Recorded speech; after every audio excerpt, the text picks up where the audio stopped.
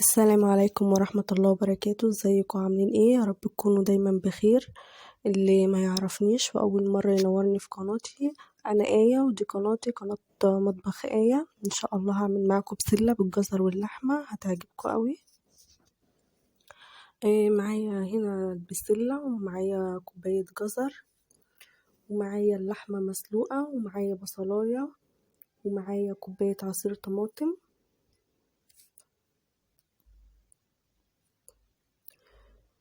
تعالوا نشوف بقى هنعمل ايه. معايا هنا حلة على البوتاجاز، هحط فيها معلقة زبدة،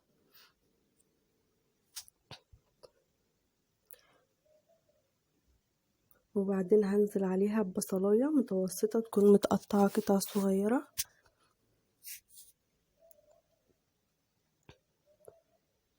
هبدأ أشوح في البصلاية كويس لحد ما تاخد لون أصفر كده خفيف، وبعدين هبدأ أنزل بالبسلة.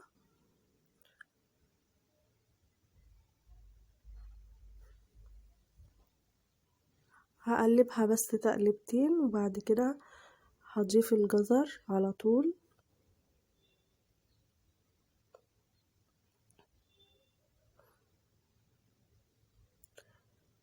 وهبدأ ان انا اقلبها شوية على البوتاجاز.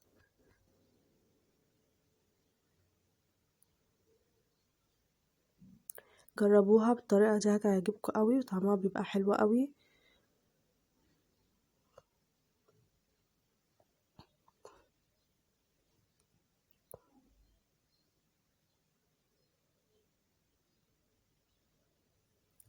هنا معايا معلقة صلصة طماطم، بتدي لون حلو، وكمان بتخلي طعمه مختلف. وكمان معايا كوباية عصير طماطم. اول حاجة اللي انا حطيتها دي كانت صلصة اللي هي البرطمانات، اللي هي صلصة هاينز او اي نوع صلصة انت تحبيه. وبعد كده هحط كوباية عصير طماطم.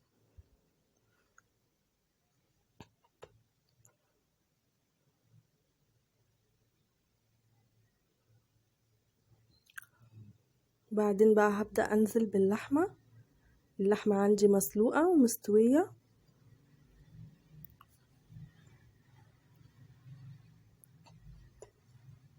وهحط بقى ايه البهارات بتاعتي. هحط معلقة ملح،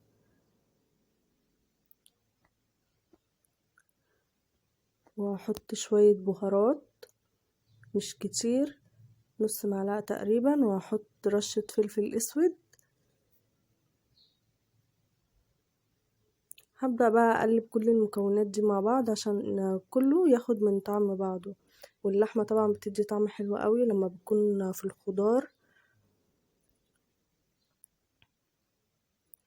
هبدأ بقى اغطيها شوية واسيبها لحد ما الصلصة تتسبك معاها. كده خلاص الصلصة بتاعتي اتسبكت اهي. حتى لو تلاحظوا هتلاقوها قلت وتقلت، بقت سميكة كده تقيلة.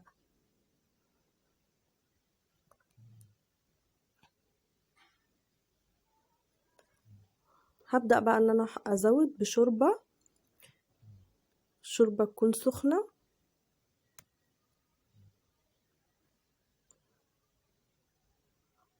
يفضل ان هي تكون سخنة عشان ما ياخدش وقت في التسوية.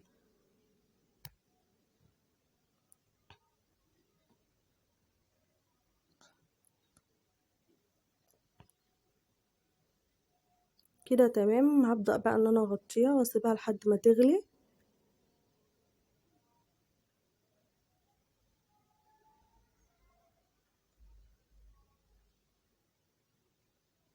هي خلاص ما بتاخدش وقت خالص. هي كده خلاص استوت. وصفة سهلة وبسيطة وما بتاخدش وقت خالص، بيكون طعمها حلو جدا، لذيذة جدا.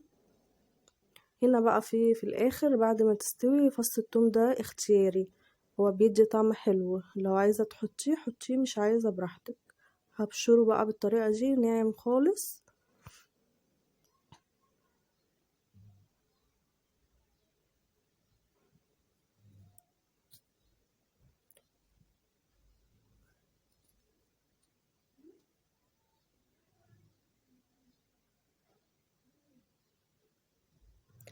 كده خلاص الوصفة بتاعتي جاهزة. شايفين منظرها حلو ازاي، وكمان طعمها حلو جدا.